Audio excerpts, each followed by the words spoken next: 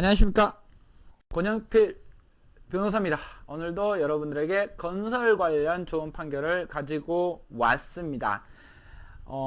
건설을 하다 보면은 건설 완성 당시 하자가 존재하는데, 이 하자가 중요하진 않지만 보수에 과다한 비용이 들어서 이런 경우에는 보수를 하는 경우에 오히려 더 많은 비용이 들기 때문에 별도의 방법으로 손해배상액을 산정을 해야 됩니다. 그런데 이 손해배상액 산정에 관련해서 중요하지 않으면서 보수에 과다한 비용이 드는 경우에는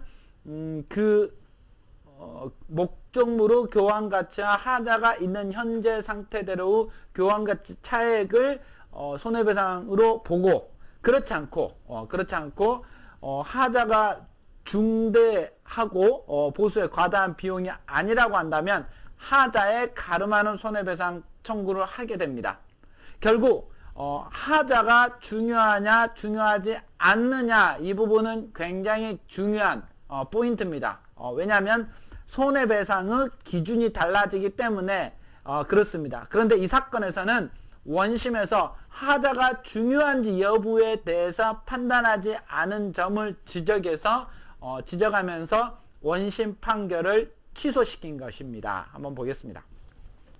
하자가 중요하지 않으면서 동시에 보수에 과다한 비용을 요할 때는 보수에 가름하는 손해배상을 청구할 수 있고, 그러니까 뭐냐면 하자가 중요한 경우 또는 보수에 과다한 비용을 요하지 않는 경우에는 하자의 보수에 가름하는 손해배상을 청구할 수 있다라는 것인데, 그렇지 않고 이런 경우야, 하자가 중요하지 않으면서 동시에 보수에 과다한 비용을 요할 때, 이때는 하자에 가름하는 손해배상을 청구할 수 없고 하자로 인하여 입은 손해의 배상만을 청구할 수 있다라는 거예요.